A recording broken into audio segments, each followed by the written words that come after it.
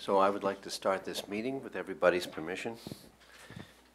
And we don't have our student representative tonight because he's got the flu. Yeah.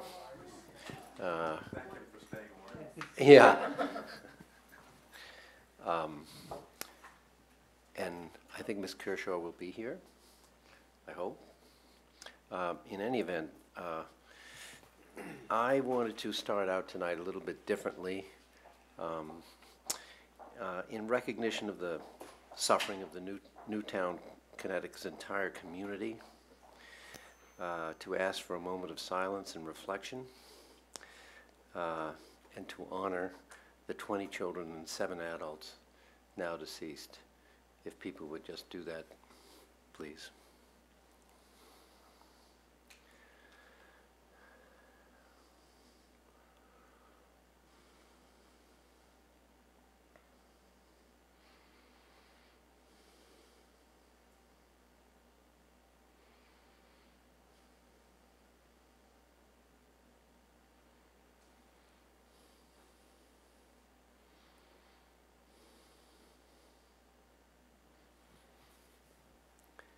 Thank you, then. I'd also like to say a couple of words in connection with all this, because from what I can tell, all over the world, children and educators and parents and citizens have been struggling to come to grips with Friday's tragedy, and Brookline is no exception. And I just wanted to share with people that led by Superintendent Lupini, our deputy and assistant superintendents and principals spent virtually the entire weekend thoughtfully planning for yesterday's return of students. And throughout the weekend, understandably, parents asked for and gratefully received from them guidance as to how to respond to their children's questions. And in addition to our principals and members of our senior staff were present at each of our K-8 schools before and during the arrival of our students yesterday.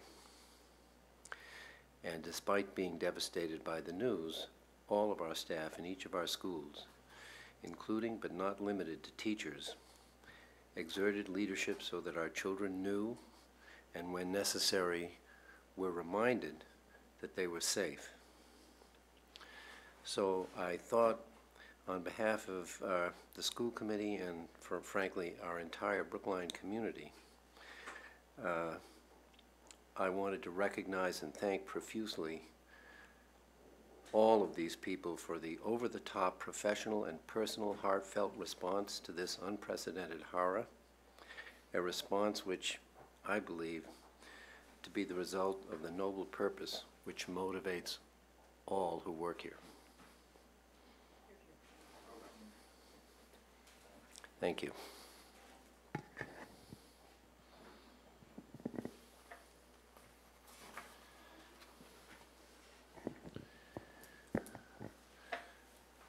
So the only administrative business we have today is to pay attention for a moment to the calendar to remind the public that all of our school committee meetings for the rest of the year are shown on that calendar, and our subcommittees' dates for January as well, for all who are interested.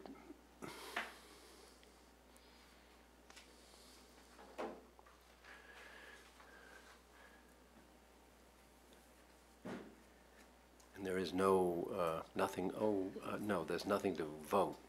So we can continue right on to subcommittee reports. And Ms. Charlupski, maybe if we could start with capital improvements. Certainly, because it will be a quick beginning and end. Since last week, Thursday? Was it last week, Thursday? I don't have much more to report. Very good.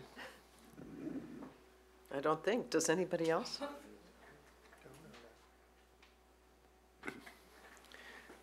Fine, we'll move along. I I have no reason to believe that Ms. Kershaw is not going to be here to do the second reading of the guidelines, so I'll wait on that for a moment and ask Ms. Scotto, would you like to report on curriculum? Yes, thank you. First, I would say that we had our first meeting of the school improvement, the curriculum committee had the first meeting in which we heard reports on school improvement plans. And tonight Heidi Cook came and talked about the school improvement plan at Driscoll. She talked about the goal-setting process at Driscoll and some of the big questions that have come up about this.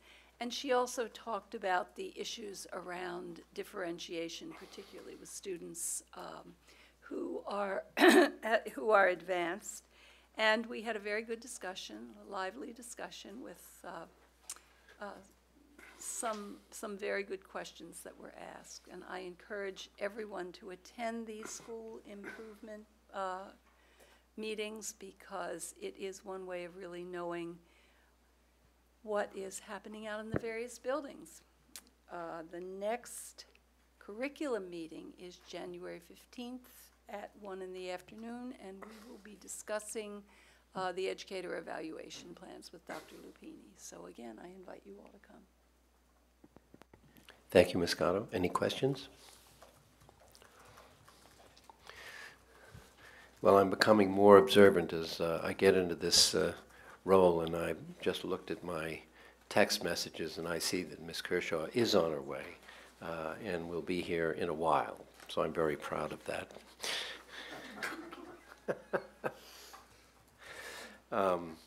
So, Ms. Stone, government relations, please. Thank you, Mr. Chairman.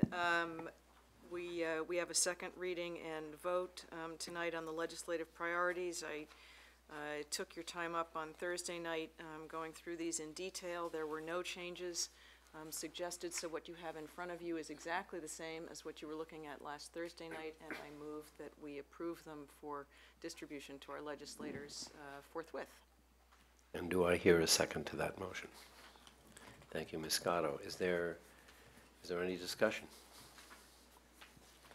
Hearing none. All those in favor? Aye.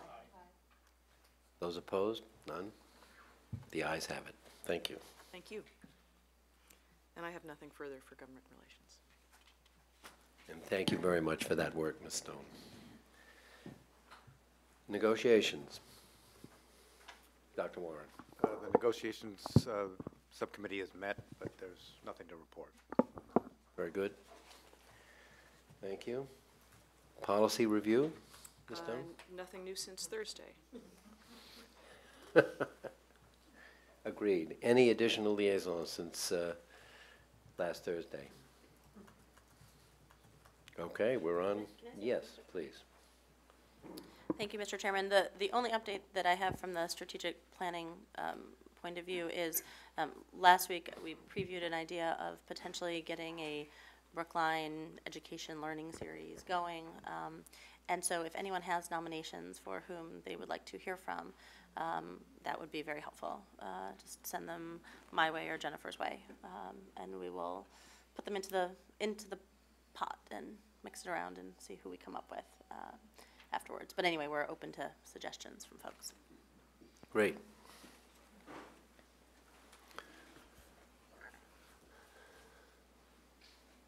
Ms. Coyne, do we have anyone for public comment? I know it's early.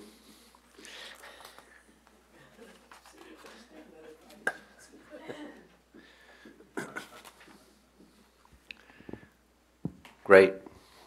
Okay.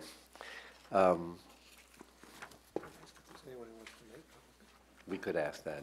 Is there anyone here, of all the crowd that's here, who would like to make public comment? Okay. Dr. Lupini, I think you're up. So, for the first time in 9 years, I haven't provided you with a written report. Some of that has to do with the fact that we met last Thursday, as was indicated. but most of it has to do with our experience of the last number of days, and so I just thought I'd talk for a few minutes with you about that. I appreciate your kind words, Mr. Morris. In speaking specifically about our system, I just also want to praise the people who I have the pleasure of working with here, from a senior staff which was available to me the entire weekend at all times of day, to principals who did amazing work this weekend in getting materials out to parents and talking with their staff and preparing people for Monday morning, to our teachers who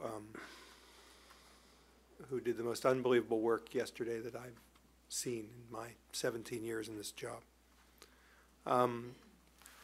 So we did put out a number of pieces over the weekend, ranging from materials on how to speak with your kids about tragedy, these kind of situations. We had a multitude to choose from. We tried to narrow it down to make sure we could provide some of the really good materials that were around. We also did share with people some of the safety issues, some of the security issues that are already in place in this system, which I want to say we're very, very pleased with. I'm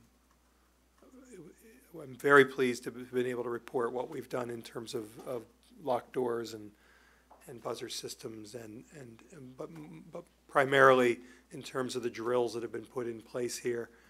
I mean, I've said to a number of people, and I want to say this the right way, one of the things that I heard over and over again in the reports that I listened to until I stopped listening sometime on Saturday, was just around the number of lives that were saved by the heroic efforts of teachers and administrators in that building, and heard little tidbits of things that we've tried to put into place. When we started to go through that to talk about the relationship with the police, the drills we have in place, the emergency plans that are updated at least on a yearly basis in each building, we were pleased at how far ahead we are from where we were 9 years ago when I started here in terms of those procedures. And also at how willing principals and teachers and parents were to jump in to make suggestions. And we got a lot of great suggestions. We actually began some of that work in terms of shoring up some of those pieces yesterday morning with senior staff, and we met with principals yesterday afternoon to talk some more about some things that we could do very quickly, and there were some measures that we could take very quickly to make sure that buildings had what they need, that certain things that needed repaired were repaired, but that we had a mechanism to set up to talk about some of the longer term issues as well. And to that end, Mr. Rowe and I will be meeting with the chief of police and some of the people from emergency response right after the first of the year to talk about those things. I was outside of the system. I just want to make sure that I say something about Brookline Mental Health. Sunday afternoon, I wanted to make sure that there were supports in place for our teachers. Because those were the people we were going to ask to be really at the front of this in terms of working with students and parents on Monday, and that's very, very difficult work, and they did it exceptionally well. But I wanted to make sure that we had support for them, that we were able to communicate to them that we had support in place for them. And Brookline Mental Health stepped up right away within an hour of when we talked to them and committed to putting people in our buildings every day this week. And we're very, very appreciative of that.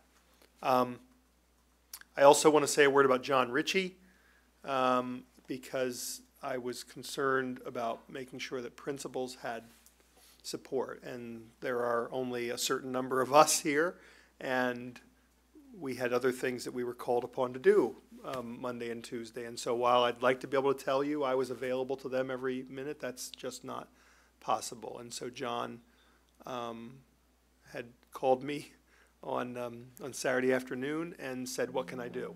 What can I do to help? And was here to help out and check in with principals and see what kind of support he could provide for them. So the people at Brookline Mental Health, on top of the other people who I've mentioned, the people at Brookline Mental Health and John Ritchie, I personally owe a great deal to for their outstanding work in supporting us. That's my report. Thank you. Any questions for Dr. Lupini? Yes, Ms. Doan. I just, very quickly, I think most of us had our microphones off when you finished your statement at the beginning, Mr. Morse, but I want to add my thanks for the really extraordinarily personal and heartfelt and warm embrace that came very quickly to the entire system and to the community from you and your staff and all of the teachers. It was really, it was very reassuring even to me, Thank you. so it was great. Thank you. Thank you very much. Great. Is Jennifer? Yes. Okay. Yes. Jennifer Fisher-Mueller. Dr. Fisher-Mueller. So yes, you are running ahead of schedule. Take a picture. Mindy Paulo will be here very soon to join us, as will the Olveus consultants. But I have my first part that I could offer to you, and then we can take a little commercial break and start up again. All righty?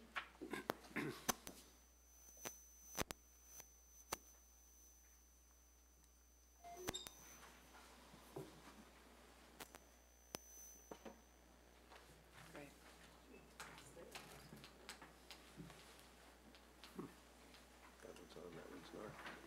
It's unusual. Oh, there it is. It's coming. Yes, absolutely, absolutely. So as I said, Ms. Paulo will be joining us very soon, and she's going to introduce you to the Olveus Bullying Prevention Program. And what I wanted to do for the first part of this presentation is to be sure to offer you the full context of that program and why we have it.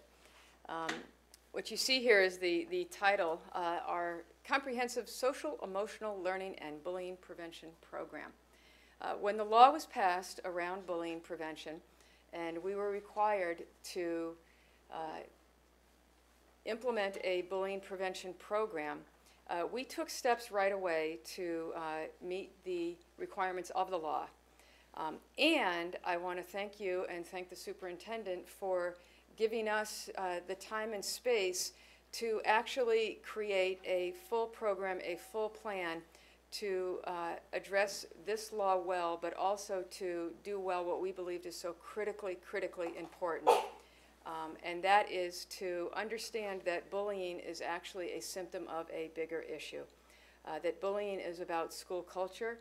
Bullying is about students not being well-skilled and well-versed in the appropriate behaviors and the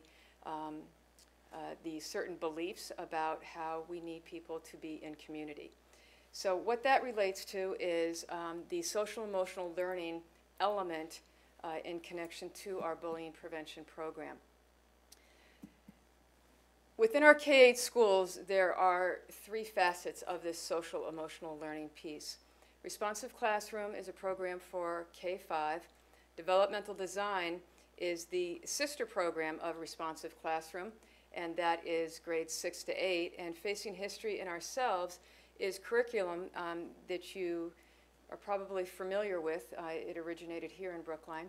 And that is curriculum within our social studies of grade 8. And I want to be sure to thank the Brookline Education Foundation. They were tremendously supportive in bringing Responsive Classroom to the school system and developmental designs in helping us with the pace of implementation. We were able to take steps that we absolutely could not have done without their support.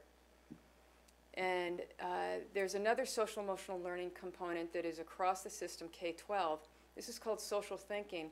And this is a program that is designed for students who have disabilities around social issues.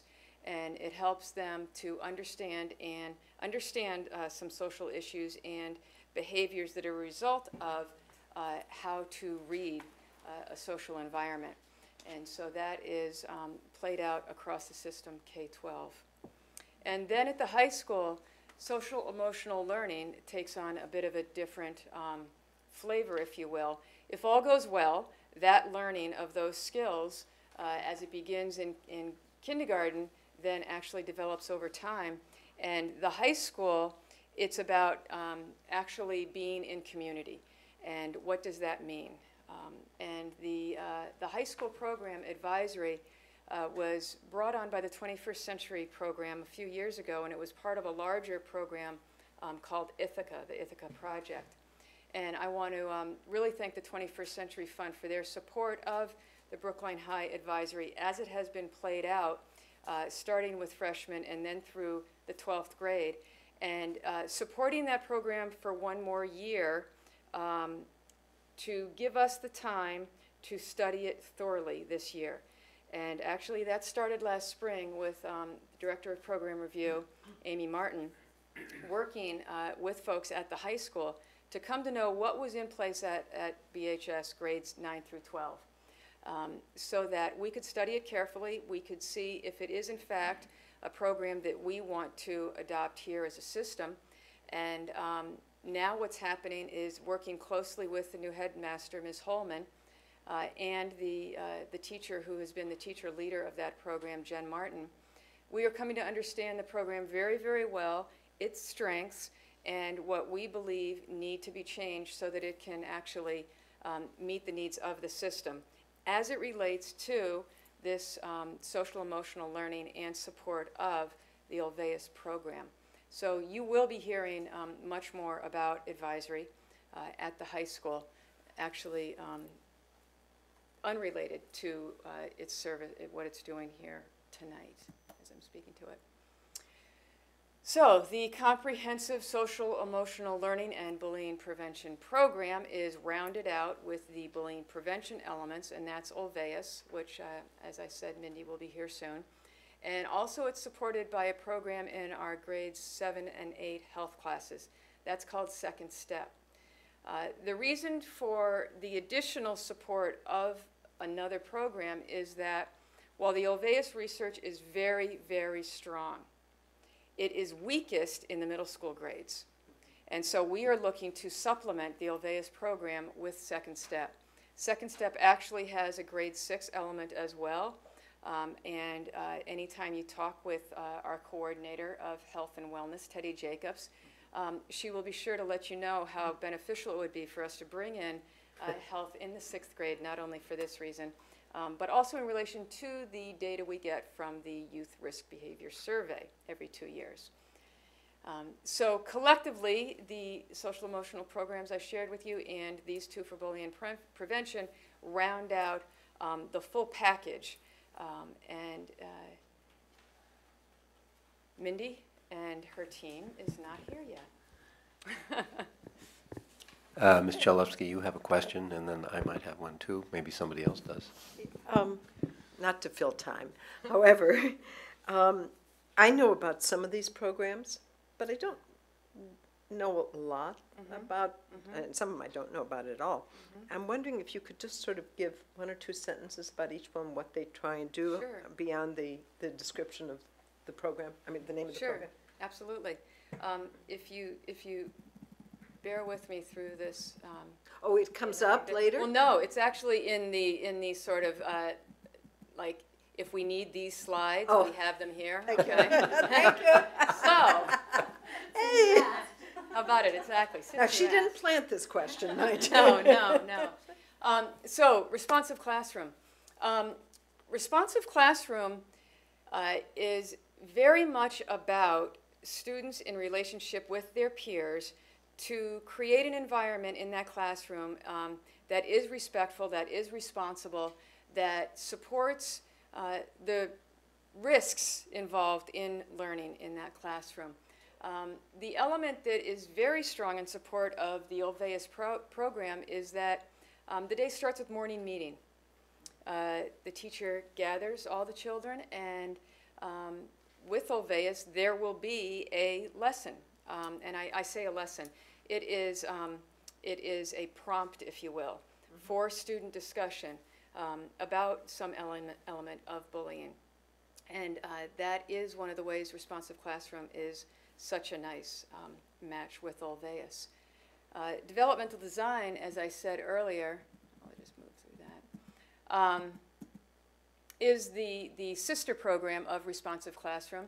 And their version of morning meeting is advisory.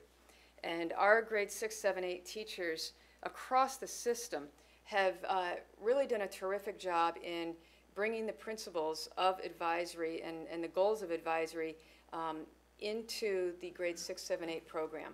And you know that the challenges of schedule and all of that. But advisory can sometimes be difficult to bring to teachers of subjects. They might say, I teach math, you know, I teach social studies. But our grade 6, 7, 8 teachers absolutely understand the necessary connection, the personalization between teacher and student, and then the support, again, of students collectively in that class. They have a thing called a social contract. It's just another version of what are the ways we are going to be together. You can think of it as norms. The reflective element is very exciting because it matches some of our work that you're familiar with around our Brookline learner learning expectations. So engaging kids in reflection not only about their behaviors and their beliefs and their values, but also about themselves as learners. To identify best what they know they need to work on, what they know their strengths are. And then the collaborative problem solving is when there's an issue in the classroom, it's not about the teacher addressing the single student about that particular issue. It's about the teacher stepping back and with the students talking about what it is that just happened and how we need to address this particular problem. And I hesitate as I framed that, it sounds like it would be sort of everybody zeroing in on one student. It's not that at all. But it is absolutely about, so we have an issue here in this class. All right, here's the issue, what do we need to do about it? And doing it collectively and not letting that decision just rest with the teacher. So is that helpful? And that collaborative problem solving can happen at any time, not just sure during can. advisory. Yes, thank you. Hey, Amy. No, that's very helpful. What is social thinking? Sorry.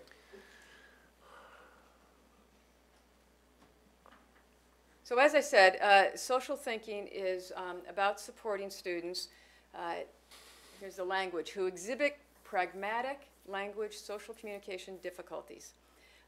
What's interesting is what I have seen with social thinking that is that stands out for me is the naming of particular behaviors, and that when you poke Charlie with your pencil, that hurts him.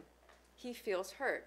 And so it's very, very explicit, it's very direct, and it helps students to understand the impact of their behaviors on someone else, to be empathetic. And it is, again, for kids who struggle with an understanding and a feeling around those particular behaviors.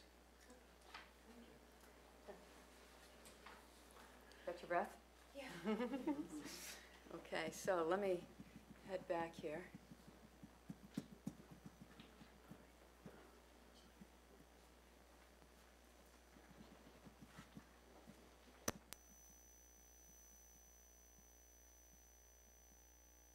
Okay, so we're going to need to jump around a little bit more. When our Olveus consultants arrive, or at the end, we'll introduce them. So skipping through that, I'd like to introduce Mindy. Mindy Paulo is our coordinator of K-12 English Language Learner Program. And I often wonder, how in the world does Mindy have the time to do that job? So never mind that job. Mindy actually said to me After one meeting where we were talking about bullying and the work we needed to do, she said, Jennifer, I am passionately committed to this, and if there's anything that you need me to do, I would like to participate. And I grinned widely, and I thought, really? None of us had any idea the amount of work that this would be, and it would not have gone as well as it has without Mindy's leadership. So with that, thank you, Mindy. Okay, good evening, everyone. Thank you for having us on the agenda. I am really excited to share with you what we've already done around Alveus, so thank you for doing that. And I publicly want to thank Jennifer as well, because I could not do my role as the Alveus coordinator without her support and the support of Bill and all of you for the work that you do to enable us to do our great work. So with that, I thought I would just start by giving you a slide with some of the common acronyms that are used in the Alveus program, since you may hear me refer to some of the terms by the acronyms. So the first one is the OBPP, which refers to the program itself, the Alveus Bullying Prevention Program. The second acronym is BPCC, which refers to the Bullying Prevention Coordinating Committees that we have in each of our schools. And the last one that's very common is the OBQ, which relates to the questionnaire that we give students.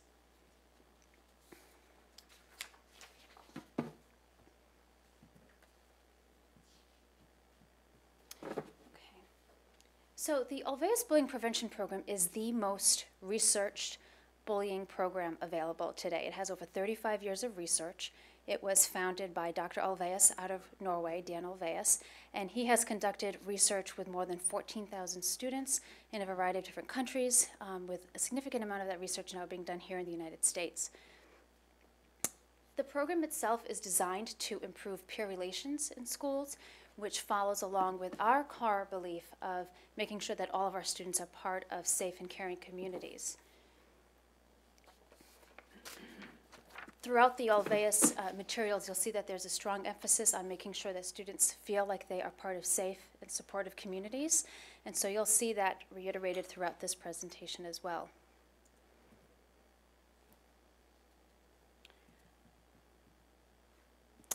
It is designed to be a K-12 program, but at this point there is limited research available in the effectiveness of the program for grades 9 through 12. That is a new area of research for Alveus, and they have started doing some of that actively, and we will be rolling out the program in our high school this coming school year. But it is designed to be a K-12 program and will be fully implemented in January in all of our K-8 schools. The program itself uses a common whole school and system-wide approach. There are a list of consistent strategies and common language that's used in the program.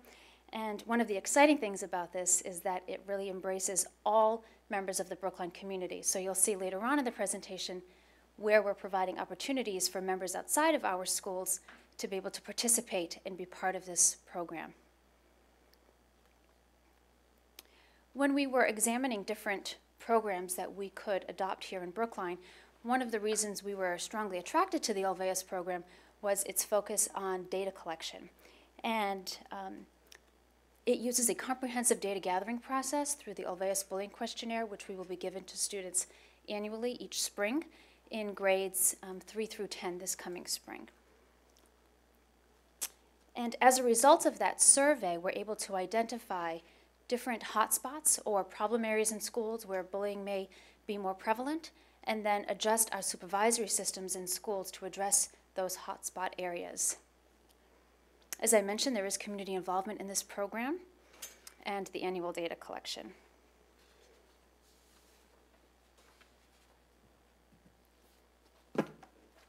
There are three main goals to the program. One is to reduce existing bullying problems among our students.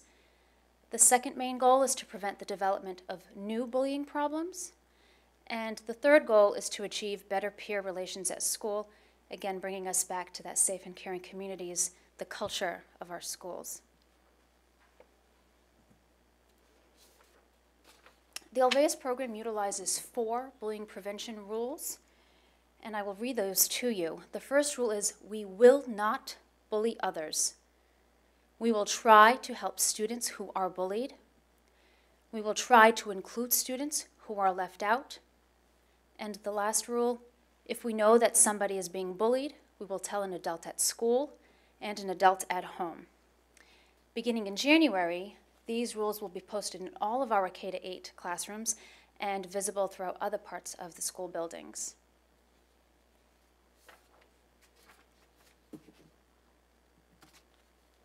There are 4 components to the Alveus program. Those include the school, classroom, the individual level, and the community level. And I just highlighted some of the tasks that are done at each of these different levels. So for example, at the school level, we will be conducting staff trainings and holding staff discussion groups. At the classroom level, teachers will help us enforce the rules against bullying, and they will also hold classroom meetings where students have an opportunity to express their feelings. At the individual level, all of the adults and in our schools will supervise students' activities and implement on-the-spot interventions when they see bullying-like behaviors or behaviors when repeated over time could be characterized as bullying. At the community level, we have community members on all of our BPCCs, and part of their job is to support the safe and caring communities that we hold strong here in Brookline. So I'll provide you with a comprehensive timeline for the rollout of the program, but I thought I would just summarize what we've already done. So as Jennifer mentioned, we do have 4 nationally trained certified Alveus consultants who have done a phenomenal job helping us roll this out here in Brookline. We have trained all of the K-8 BPCCs, which total somewhere around 106 staff members. On November 6th, our Professional Development Day, a very exciting day, we trained 856 staff members in this program. Some of our schools have already held staff discussion groups to talk about some of those hot spots, the on-the-spot interventions, how to follow up with students, how to log some of the behavior incidents. In the spring 2012, we administered the OBQ to students in grades 3 through 9, and we are currently in the process of forming the high school BPCC.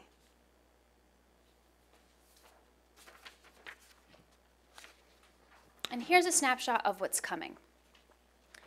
So in January, the first week when we return from the December vacation, all of our elementary schools will be launching the Alveus program by holding kickoff events. And this is an opportunity for staff and students to participate in some really high energy, engaging activities where students will be introduced to the core components of Alveus. In February, we will be offering 2 training opportunities for our community members, just highlighting the critical components of the program. And some of the folks that will be invited to that training include our crossing guards, some of the AWARE police officers, our food service workers, building department. A variety of people will be invited to participate in that training as well. In spring 2013, we will administer the OBQ again. This will be an annual administration. And this year we're adding grade 10, so students in grades 3 through 10 will be participating in the OBQ. Staff will receive the results of that questionnaire generally sometime in May, and then the BPCCs, along with other staff in the building, will review and analyze that data and make improvements as needed based on the results.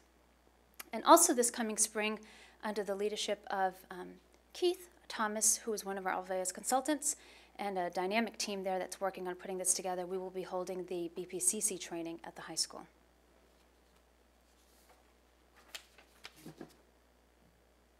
And here just outlines the complete implementation rollout, the timeline. So in the spring, we started by administering the OBQ, establishing the BPCCs in our elementary schools, and training our BPCs at grades K through 8.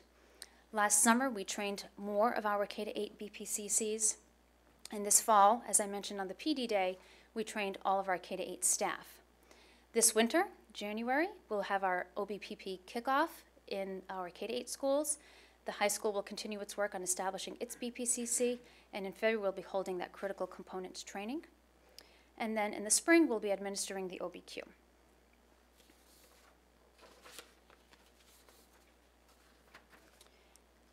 And that wraps that part up, so I think we are ready to take any questions. Do you want to introduce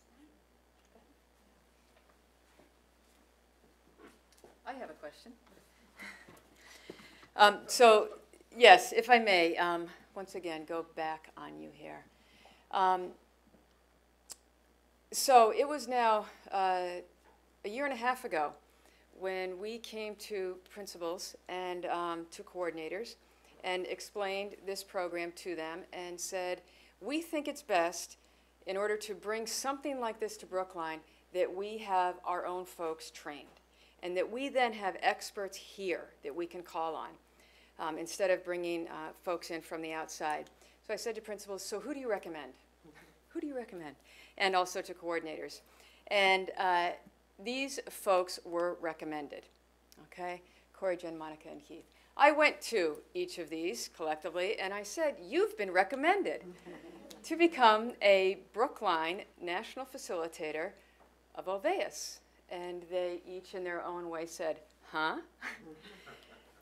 They truly, truly, correct me if I'm wrong, didn't know what they were walking into and didn't know what they were agreeing to. We set them up to put them on a plane, and off to South Carolina they went. And I don't mean to sound like I'm exaggerating when I say they came back different people. They most certainly came back a different team. And these folks have taken what they learned at this training and really, really gone miles and miles beyond what the Ulvaeus folks set them up to do.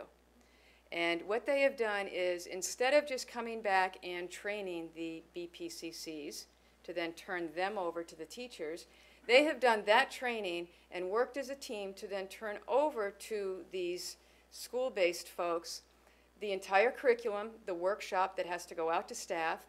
They have identified the materials that ought to be system-wide instead of having each school individually create their own.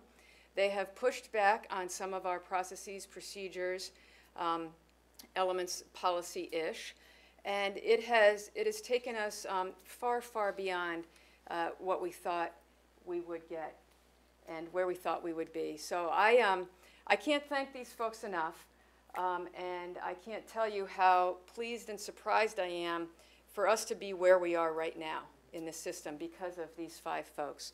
So if I may, individually here, Corey Clifford. Corey is, come on up, because you got to be sure to get on camera here. Smile. Where's the camera?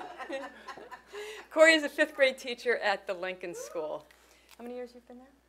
A lot. Teaching 5 years, and my son was young, so there's an aide for like 4 years before that.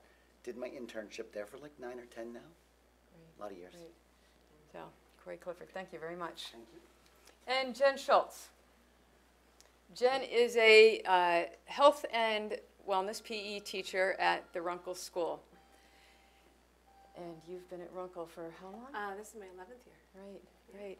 And the quick story I can say about Jen most recently is how I heard how excited she is to be at the Runkle School and actually as a health teacher to have a classroom. Yes, there's nothing like it. Nothing like it. True. So thank you very Thank much, you. Jen. Monica Crowley.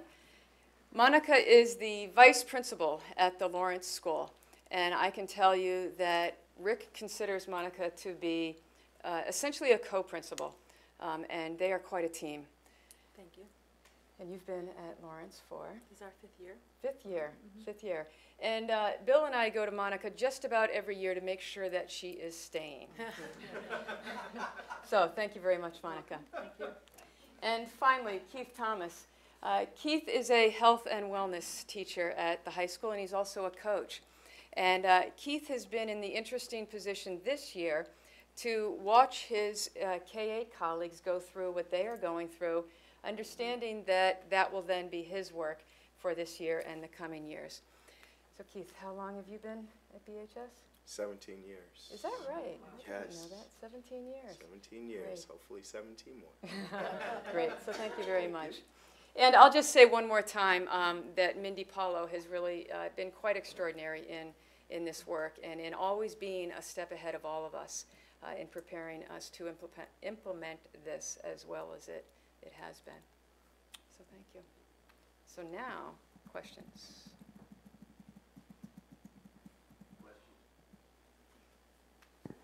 Questions? Hi. You spoke about kickoff coming in January, and there are some bullets under that slide, but I'm not sure that that's what the kickoff entails, or what would we expect to see as part of that kickoff in the schools? Okay, so it varies by school. What I do know is that some of the schools are holding assemblies where the students will be introduced to the Olveus anti-bullying rules.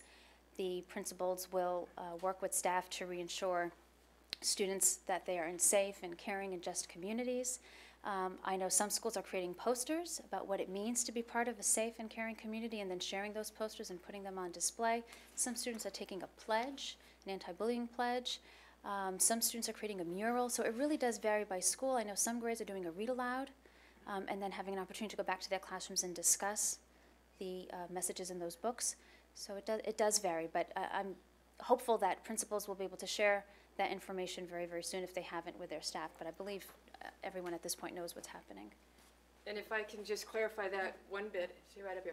What varies is the process. Yeah. All right, how they are going about it is different within each community, but what they need to accomplish to introduce students to the program is the same across the system. Ms. Stone. Thank you, Mr. Chairman. Thank you, Mindy. It's a great presentation. I had two questions, and I'd say they were two quick questions, but they may not be. So one of them is, how will we know that this is working over time? Was one of the surveys, the first surveys that we did, is that baseline data? Are we going to be looking at different things? What's the setup so that we can eventually, I mean, obviously this is something that takes years. We're talking about changing culture. So I'm just wondering what the plan is for that. So I would say that we will be using the data from the Olveus Bullying Questionnaire and looking at those results over time to see how those responses may change so that it shows that students do feel like they have positive, safe cultures in school environments. So unless anyone else has another response, but my understanding is we'll be using the Olveus Bullying Questionnaire year to year to collect that data. And that's what we... The survey is a major piece of data that we want to collect, but another part is, you want to talk about them? Yeah, do you want the microphone? Otherwise, BATV will not pick up what you're saying. Okay. So the survey is clearly the primary way that we'll collect information. And another piece of the program is the Olveus tracking system. They don't actually have their own specific system, but each school hopefully will develop a way to document and track incidents that are occurring, and then we can establish patterns across the school and then keep that information from year to year to see where those types of behaviors are diminishing or increasing. So that'll be another piece of evidence for us.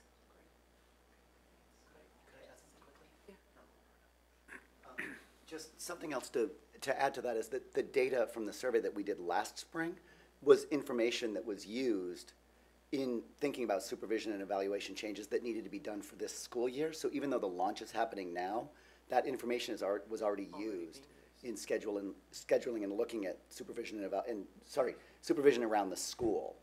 So hopefully we'll see that reflected in the data when the survey comes up again in the spring. Right. Yeah, I was just curious about over time how we decide whether or not we like the system that we've put in place, whether or not it's doing for us what we wanted. So there are a couple pieces to that. One is that ultimately what we know is that school culture, school climate is inextricably linked to student achievement. So the ultimate data that we would want to see in our vision is about improved student achievement. We all know how difficult that is to measure in a variety of different ways. The other piece of this, though, that is absolutely measurable is about the relationships students have with their teachers and that they have between each other. And Dr. Lupini and I have talked an awful lot about continuing the use of the Tripod Student Survey. And that survey is, I think, an opportunity for us to actually use a tool that has shown a correlation, strong word, correlation between those outcomes as identified on that survey and student achievement. Interesting, thanks. Can I just do my other before we move on? Sorry, that was, it's early. Just for our former chairman, yes. Thank you, Mr. Chairman. So much of what happens around culture and around students is about what's happening in the home, and I wonder about whether there is a parent component to the Olveus and how we are communicating that with parents and how that's being rolled out.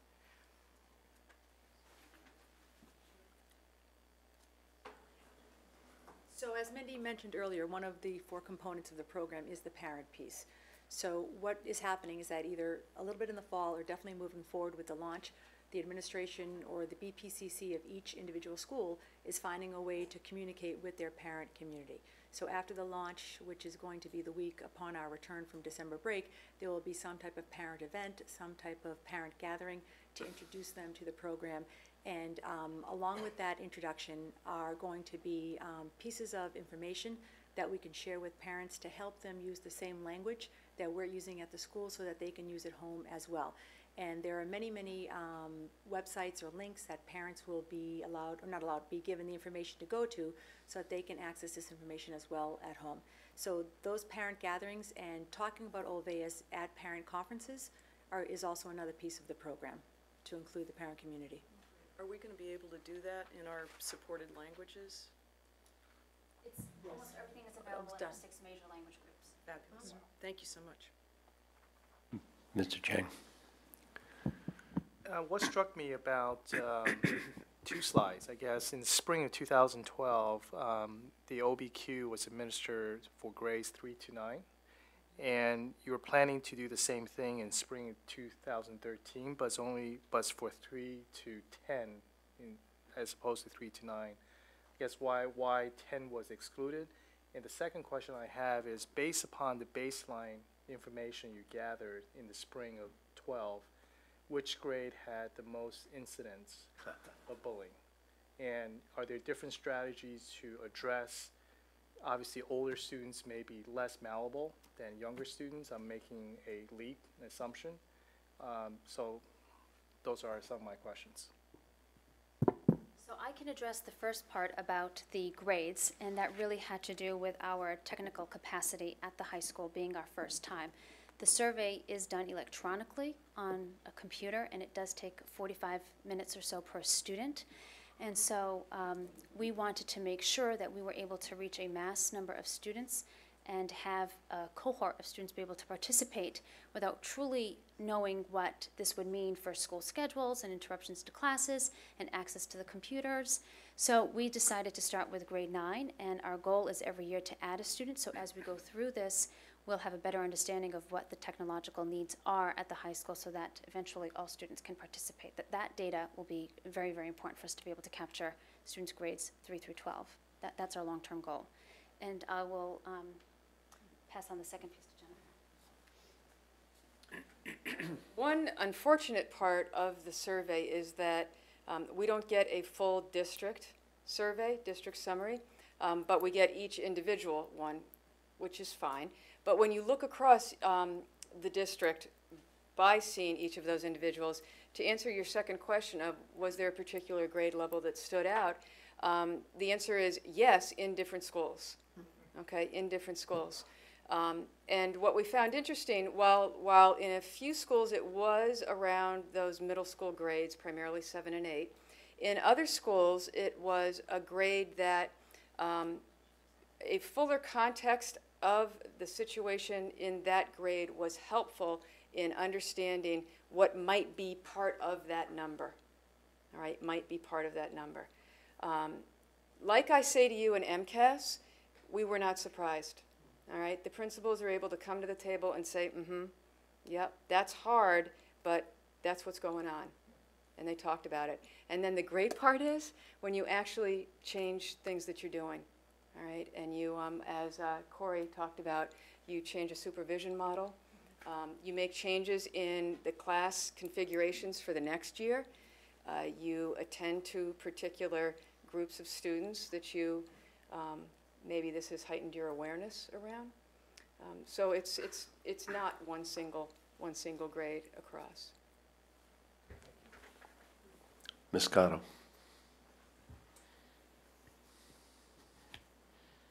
What specific interventions are being planned for the bullies themselves, other than the school culture and the discussions? Are you addressing specific services or programs for children who are doing the bullying.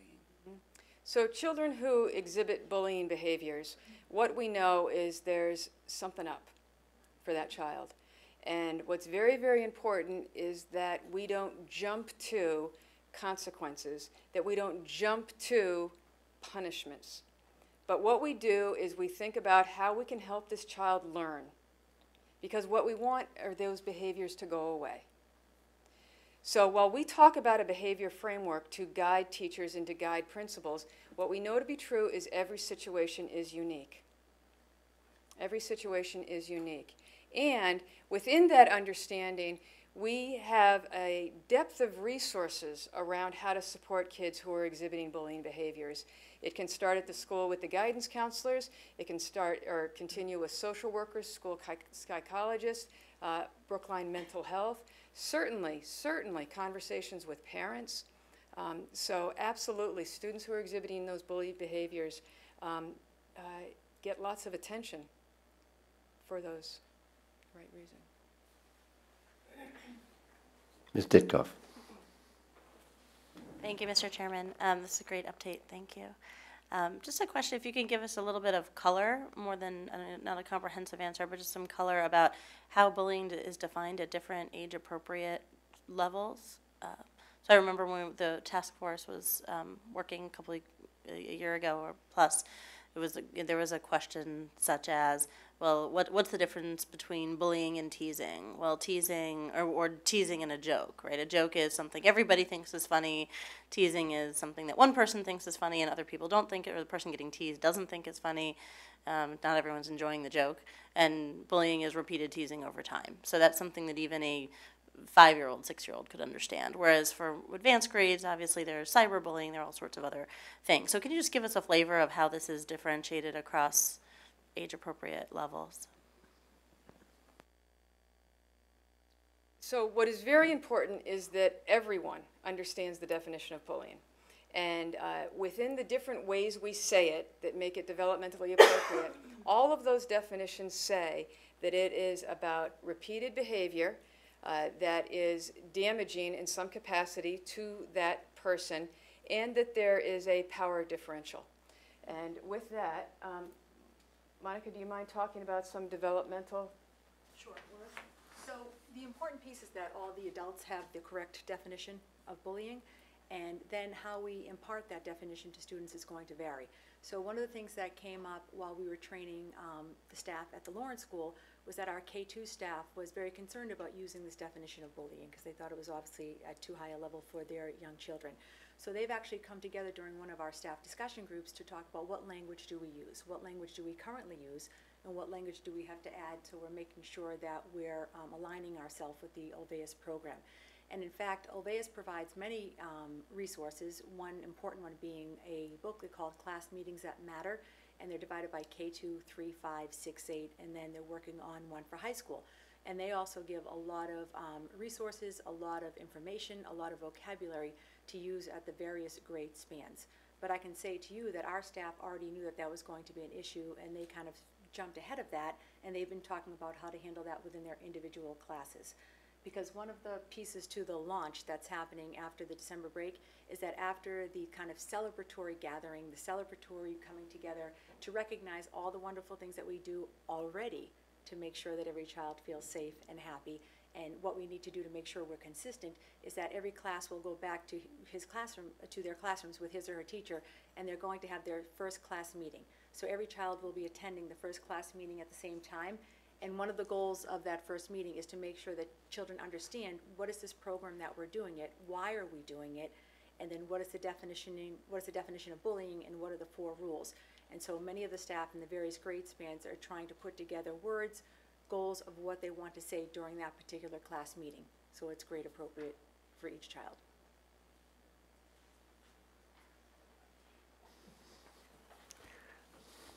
Ms. Kershaw.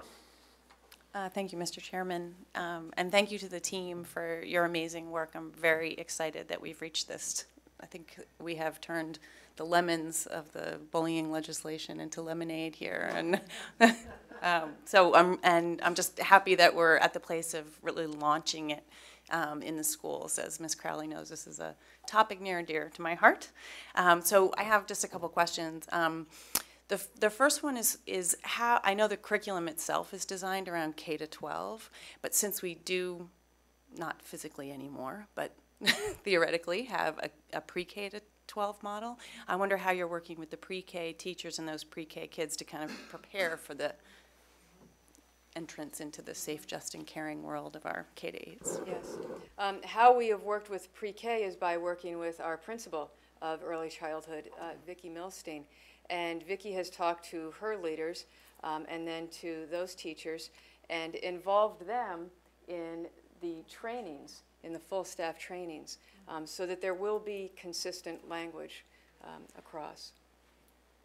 My second question is around gender issues in the curriculum and also even in the survey findings. So I know we didn't look here at the survey findings generally, but I know there are differences in the experiences of boys and girls relative to their experience of bullying, and I wonder how the curriculum addresses that in some way or helps prepare for what's appropriate for one gender may not be appropriate for the other, and how they do that.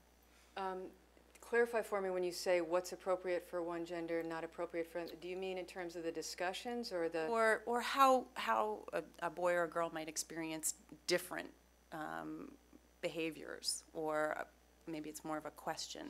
Is there difference in how we think about and how we implement or intervene with boys and girls? How do we adjust language or expectations relative to gender expectations in behaviors?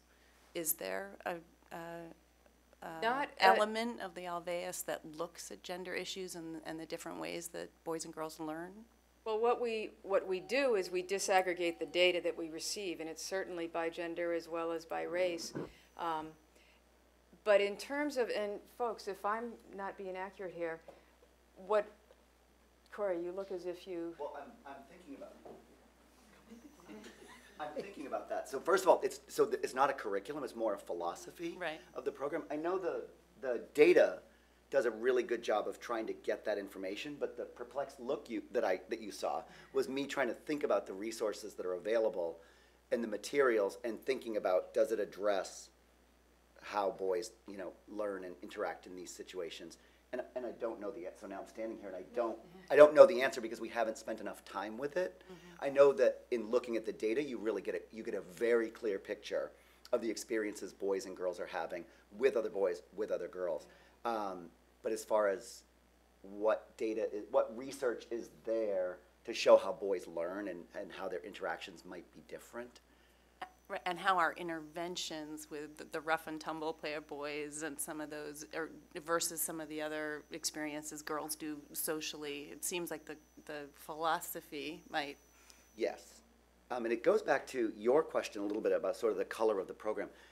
I've been finding that as we look at this, it's more about sort of just the consistency of the message to all children about the way we're going to treat one another and expect them to respond in situations and behave toward one another to make sure that it's a positive personal, social, and academic experience. I don't know, it's a great subject for us. I know that in my own 5th grade classroom, I'm having lots of conversations with parents about this, behaviors of boys. I have a heavy boy group, and so I know we're talking about that. And I don't think that we're finding ourselves in situations where we're calling something bullying for boys when we might not for girls. We're not finding ourselves in those situations, but I don't know what else is there for the program that might be addressing. Right, because if we think about the various goals we have about peer, it's not just bullying, it's the social, emotional, peer interaction, problem solving, and all of those things. And I think it's not universally the case, but I think there's a fair body of evidence about the different kinds of reactions that boys and girls have. And so on that piece, not the bullying piece of where we would say this is never acceptable, but more about how we're supporting interactions, positive social interactions. Based on gender. I won't beat the dead horse, but I would agree with Corey that there's nothing anymore. There's nothing specifically in the resources that teaches people or makes people aware how to address those issues. What the program does promote is the idea of this weekly class meeting. So every teacher has to have their weekly class meeting, which many teachers have now, and some don't. So again, we're looking for consistency. And what's supposed to happen at those class meetings? Those are supposed to be opportunities for kids to be able to share how they're feeling, how things are going in the class, how things are going in the hallway, in different places. And teachers are being trained and teachers are being supported to listen to those students and to try to identify issues in their classroom. And, you know, sometimes it has happened in the past and sometimes it happened. And like Amy said, it's going to take a number of years to make this part of the culture, and we're aware of that. So I think even though there's no specific curriculum and resources, that's something that we should look into, and I agree with that. But this weekly class meeting is supposed to be an avenue to get into those feelings, which isn't happening consistently now in all the classrooms. I will say that sitting down for long periods of time and sharing feelings is not exactly. No, understood. Amy, I'm not sure how the boys in your class are dealing with that, but I just think it's Understood. important that we think about it as we move beyond the first year of implementation. This allows them, the class, to come together for the 15 or 20 minutes to surface some Absolutely. issues, No, and then the teacher looks more deeply at them. And I think in addition to the class meetings, yeah, so I'm not talking to my boys much about this, I'm talking to their parents. But the class meetings, in addition, staff discussion groups are built into the model, this program model, so that the staff can address these issues. And then also with the parent piece, which overlays the other 4 components, I think it gives us a place to start having those conversations. And we get good data about sort of what's going on. So I have a 5th grade boy, can you tell? I wasn't sure, I wasn't sure. Thank you very much. And then I think I just have one more request, really, of the chairman, which is that I think it would be great for us to see the results of the survey when they're in. I don't think we saw them this year, and I think it would be interesting if there's some way to present them. I know they're not. Yes, those, each school made public their school report, their public school report. But they weren't presented here as They were not. as a summary of the experience, and it would be particularly interesting on the second year, so that we can see the change that no doubt Right. you have affected. I was gonna ask you, Ms. Kershaw, if you thought it would be more useful to see a second round, which would show for the first time a comparison against the baseline.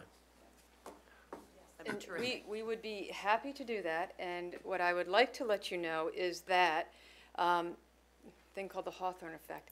So students are using the word bullying, okay? Parents are using the word bullying. We're all using the word bullying much more than we used to. And when there is an interaction between 2 kids and it's named bullying immediately, it gets back to the definition. So is that really bullying?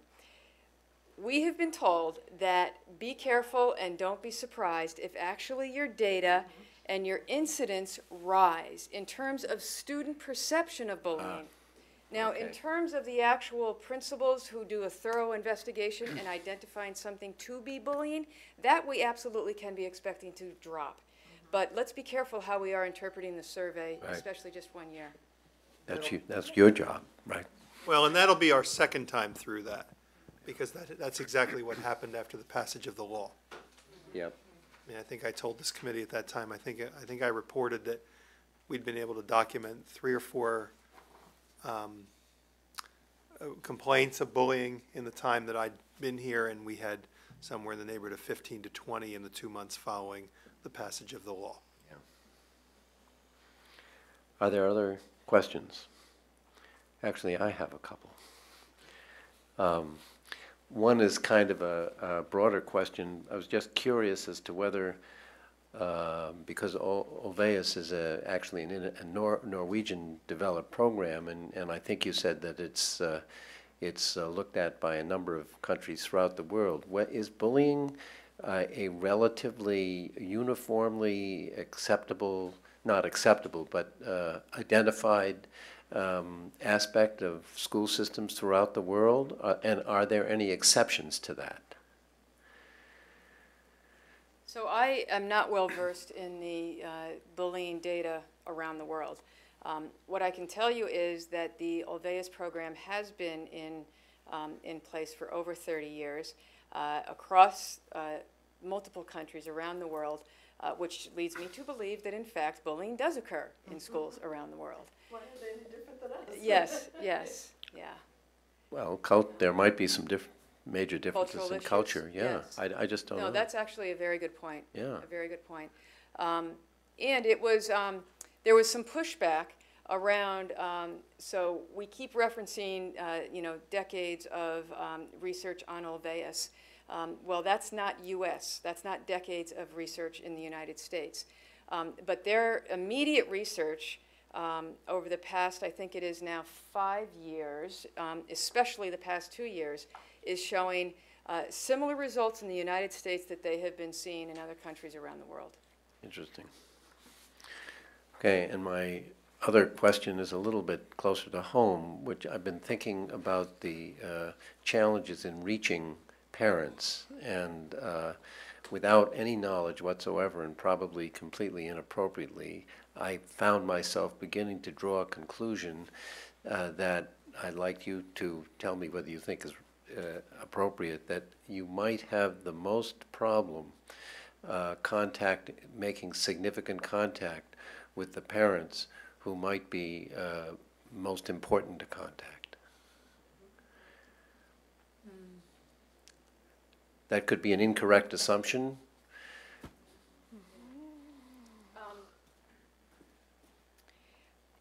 I think to answer that most accurately, I would need to ask the principals that. But what my gut tells me is that it would be either an inaccurate assumption or not a broad assumption that we could make.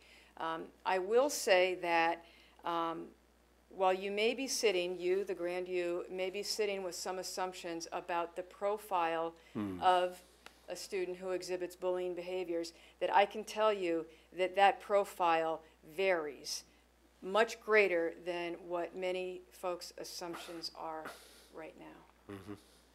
Yeah, and based on the conversations I've had with principals and consulting on those investigations and just sort of some of the early stages of that, I would absolutely agree with what Dr. Fisher-Mueller said.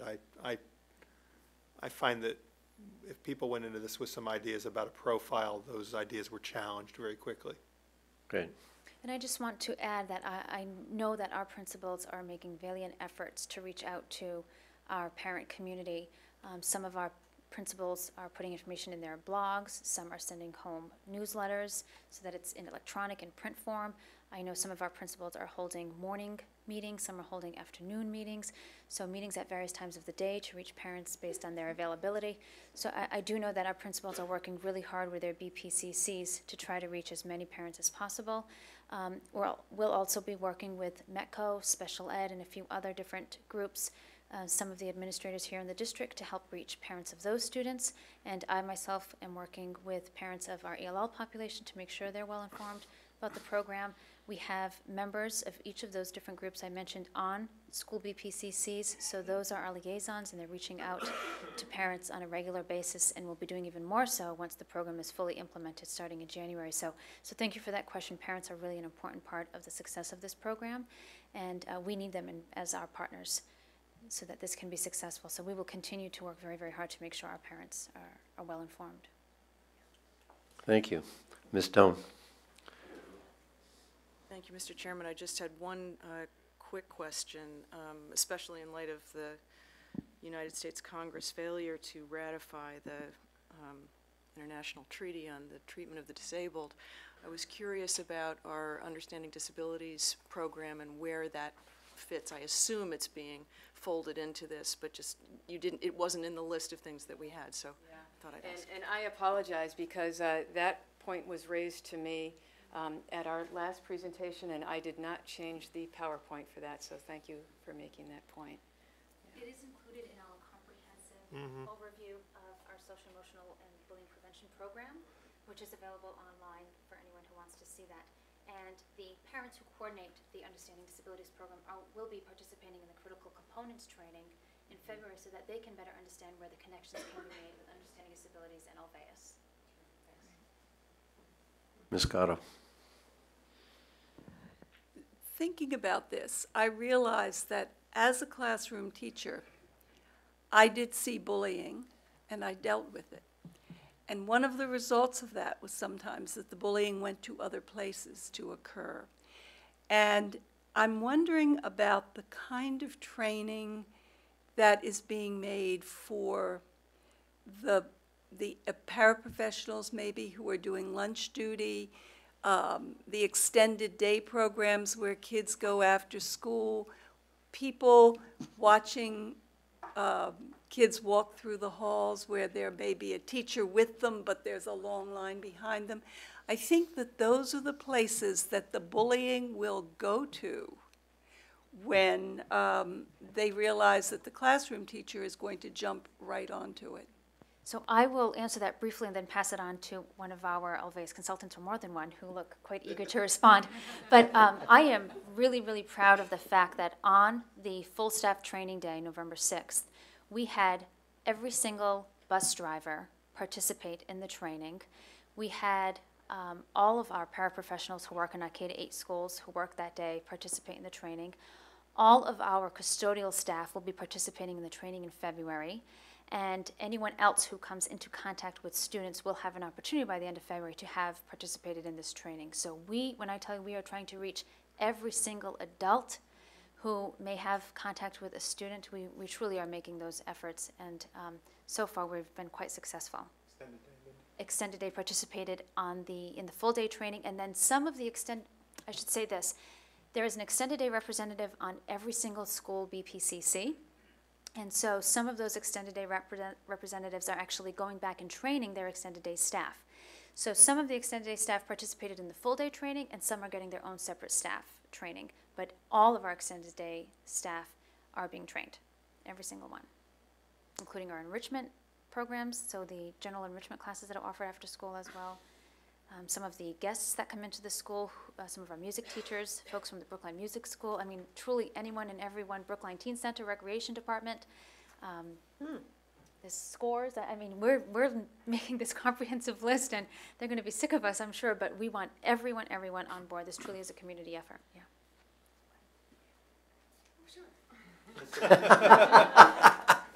I don't know if I should say this on camera, but to me, what we paid for with this program is a lot of common sense. We are all doing a lot of really good work. Classroom teachers are doing really great individual work with kids. Instructional aides are doing great work. Everyone that comes in contact with them is doing it, but it's all done a little bit differently. To me, the beauty of this program is the consistency of the message that kids will get at an individual level, one-on-one with any grown-up they're talking to, in the classroom, school-wide, in the community, and the parent piece that sort of goes across all of that, so that no matter where they are, whether they're crossing the street or whether they're in the cafeteria in line or whether they're walking down the hall, no matter who they encounter, whether it's someone who's dealing with one of my 5th grade students, you know, it could be a kindergarten teacher, it could be a pre-K teacher, it could be an 8th grade teacher, it could be anyone. They understand, the kids will understand, they are going to get the same consistent message from every single adult that they interact with. And that, to me, is sort of the beauty of this program, is that it doesn't have to be me trying to really drive that point home with my kids in my classroom and then hoping that it transfers and that other people are giving the same consistent message. It's really structured, and the way you have those conversations is really structured, and everyone feels comfortable and confident having that conversation and knowing they gave that child the same message and set the same high expectations. And, I thought you were covered all. And, wait for it.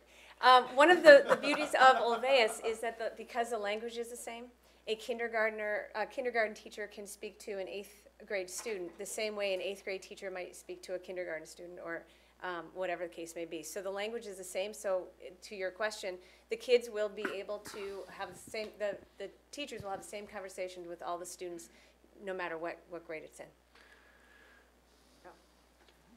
Ms. Chalofsky? Just a quick sort of question comment. And at the high school, will the teams and after, you know, the play, the drama people and all those people be involved in this? Yes. Absolutely. That would be important. Yes, it's like Mindy said, we're trying to reach everyone in the community. Mm-hmm. Thank you. Ms. Doan? I have a question for the superintendent on this, relative to our passage of the legislative priorities and our discussions in past years about unfunded mandates. I was curious whether we knew what the cost, the fiscal cost to the district has been of this implementation, and how much of that the state is paying for. And Well, the how second much- part's simple. Thought it might be. The second part is really the easy part. How much is the state paying? That would be zero. The other pieces are more difficult. I mean, we have a professional development day, right? So we could wrap, I mean, what that would cost, what that cost one day with people, it's considerable. And Mr. Rowe and I've done that calculation a number of times as to what that day might cost. You know, the training of these people, the other work that's happened. I mean, it's a considerable cost. I don't have an exact figure for what that might be. Do you? So there is a cost to the program, and many people may answer your question with that cost. And what I can tell you with great pride is it was much more expensive in Brookline because of the way that we did it. Right. All right? And if you look at it in the comprehensive nature that we have laid it out, last year we had a $50,000 line item in our budget that was new for this program. But if you take a look at the financial support resources through the Brookline Education Foundation within the 21st century, so responsive classroom, developmental design, advisory, and then the Olveus program, second step, our work with the understanding disabilities, facing history and ourselves, hundreds of thousands of dollars would not be an exaggeration. Right. The cost of this program, if I recall, is a per student cost, and that includes the OBQ, is that right? No, Okay. the cost of the program is by school. By school.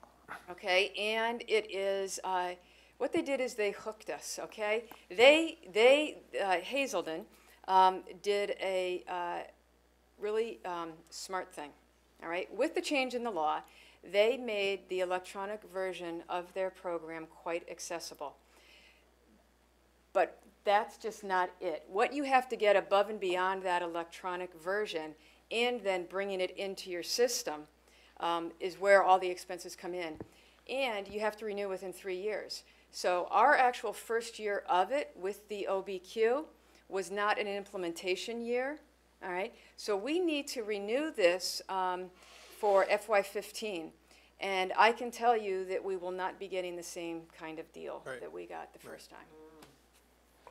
So I'm hesitant to say that I think I have a sense as to what was in Ms. Stone's mind in asking that question, but it seems to me we're about to, or next month, we're going to have a breakfast with legislators, and it strikes me that legislators don't always have a sense as to the financial implications of some of the laws that they passed.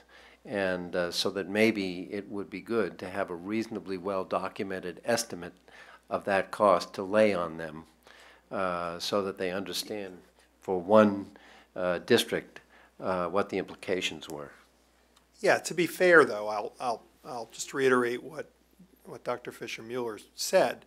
There are districts that have implemented this law and they've not spent nearly per student what we've spent. They've not.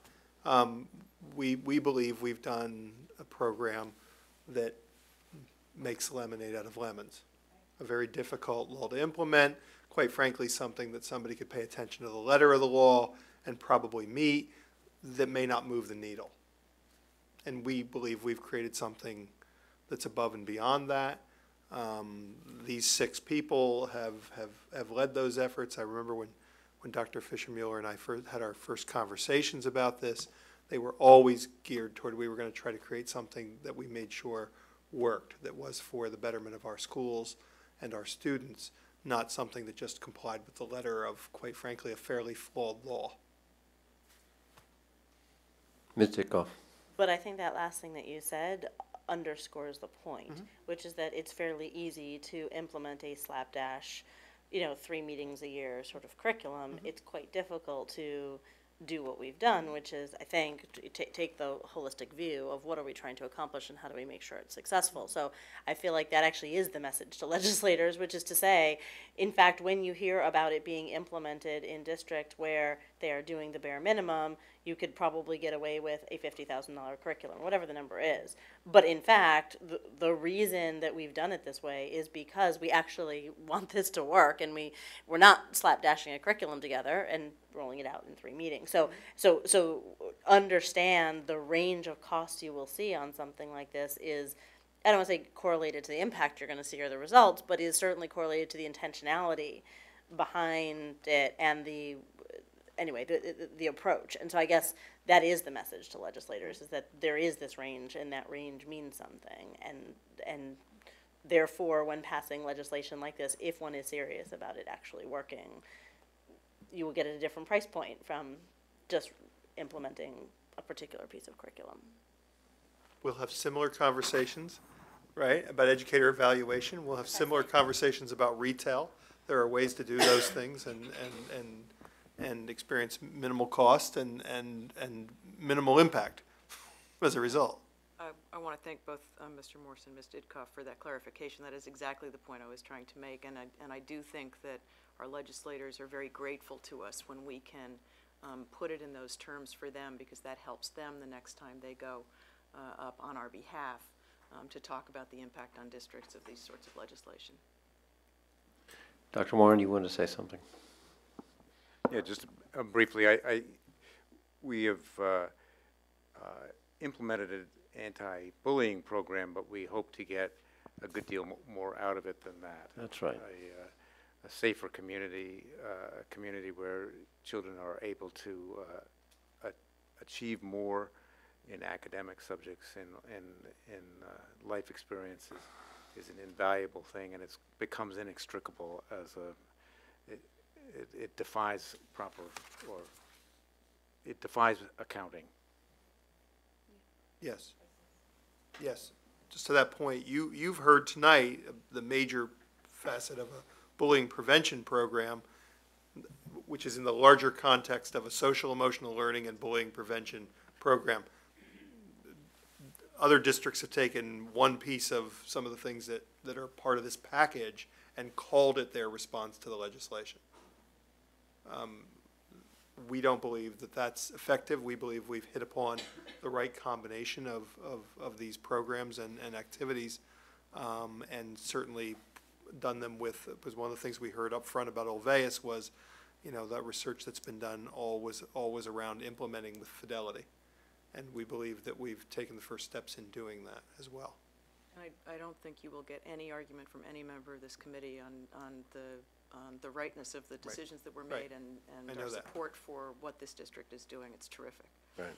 And I just wanted to add, the beauty of this program is that it is not a curriculum. Mm-hmm. It is a program that encompasses so many constituents in this district, in this community, that we are all working together to foster positive learning environments for our students so that they can fully achieve in places that are respectful and warm and nurturing and welcoming to all students. So I think that's a really important piece of why we chose Olveus and why it will have such a significant impact here in Brookline. Yeah. Well, that was most of what, but I just want to thank all of you.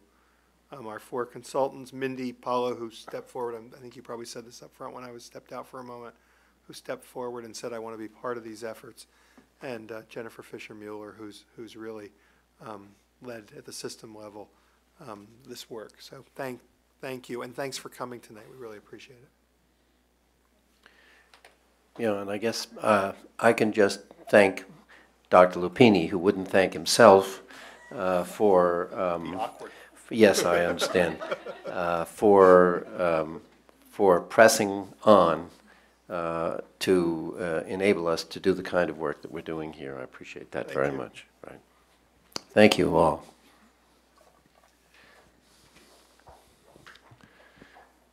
Ms. Kershaw, I hate to surprise you. We have the matter of guidelines that we would appreciate your covering if you're willing and able.